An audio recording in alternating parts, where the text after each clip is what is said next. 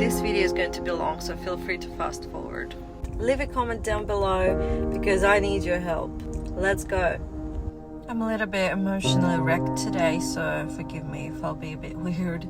But I wanted to start on a big topic like Christian marriage. I know there are so many opinions on this topic, and I'm not here to make any of them certain or to start any sort of war between Christians, but to say what I have to say and to talk about what I've been noticing around me. What do Christian men and women do with themselves in an unhappy marriage? Because we all know that divorcing is not the case. God hates divorce, and there are only two reasons for divorce: is if your partner cheated on you or if he died. But how about total emotional neglection? And if it's like that only first few years while you're still figuring this whole marriage thing out, trying to figure each other out, given that you both are trying, then that's okay. But how about being neglected for a decade or over two? When he or she, they refuse to change, they refuse to grow, they refuse to compromise. They don't hear each other, and even worse than that, they never really talked. Not on a deeper level anyway. God made women emotional and soft, and God made man logical and physical. And for man, in order to get physical needs, he needs to first cover her emotional needs. And until that happens, both of them won't be happy in their marriage. So when your wife does not get emotional covered by you, then she will automatically refuse to give you your physical needs, to cover your physical needs. And then we got a very upset and puzzled man thinking, why she doesn't want to sleep with me? Why she doesn't want to be intimate with me? But even more than that, he is not interested in her life. He doesn't cover her need, and she feels miserable, unheard, unseen, and used. And then they both feel horrible in their marriage. They both feel broken. Cortisol level goes through the roof. Does God want them to stay together? Does God want them to continue destroying each other? I don't have an answer for that. But I know that those people, they don't want to change nothing because they are too comfortable in that now. They already lived like that for too long, and they refuse to separate because that trauma bond is too strong now. Men don't want to listen to their wives, and when they do listen, they don't hear. And even when they hear, they don't want to change nothing because, I don't know, what, are they too proud or something? Even men know what they should be doing, they're still not doing it. Why? I want you to hear me out right now. My dear men, your woman will never create a big and loud argument out of nothing for no reason. You need to be a bigger person. You see she's hurting, come to her, give her a big tight hug and tell her, look, I'm listening. Guys, you are logic. It is easier for you to stay calm in situations like that. Men should really stop trying to put that feminine energy onto themselves by saying, well, I have feelings too, I'm upset too. All these things are really good. It's good, and there is specific time for your feelings too. But when she's making it about her, please let it be about her. Don't pull the blanket when she's having a breakdown. I'm speaking to the men who don't like to talk to their wives. Why?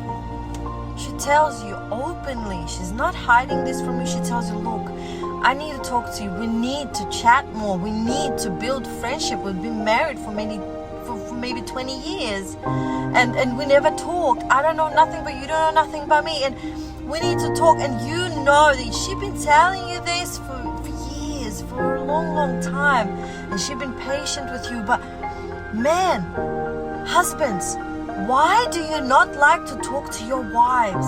Why did you marry them? Is she this not interesting to you? Why? It's really a cry for help from my side. Please tell me in the comments. Please explain to me why some men, they just don't like talking to their wives. And don't say I'm just not good at communicating, because it's not true. You talk to people at work, don't you? But you're not talking to your wife. Please explain to me. I do not understand this part. If she cannot trust you with her pain, then who? Yes, Yes, praying about it is great. Is one of the best things to do is pray about it. Yes. But she needs you. Your wife needs you. She lives with you. She raising your children. You should be interested in her mental health. Just read 1 Peter 3:7. God calls women the weaker vessel for a reason. He doesn't even speak about physical. He speaks about mental, about emotional. We're mentally weaker than men. Your wife is very emotionally fragile, and you play the biggest part to keep her mental health stable. And you'll say that you're not comfortable speaking about her emotions or whatever. And I'll tell you what, maybe she's not comfortable with sleeping with you, but she does it because she knows that this is your main need. And if she haven't been intimate with you for a while, maybe she's had enough of being neglected by you. And since you repeatedly don't want to communicate with her, she's just done and out. Today, the lack of communication is number one cause for divorce. Believe me, she still talks, but not to you. She doesn't talk to you anymore, but it doesn't mean she doesn't talk at all. It's probably your mom, her mom, your sister, her friends. But it's not good for you, is it? You wouldn't want other people to know your problems.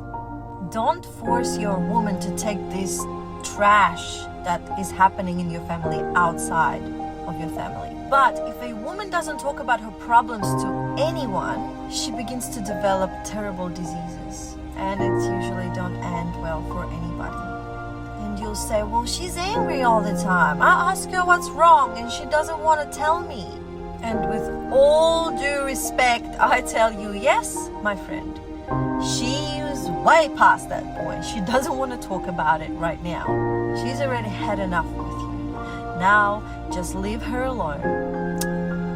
Go quiet, let her cool down, and when she's ready, she will try and come to you again.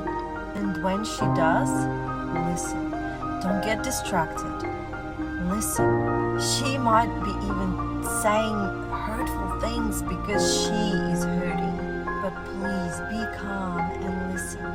Plus, it could be a good opportunity for you to say something when she's done. And when you get to have this healing conversation, I encourage you to pray together over this.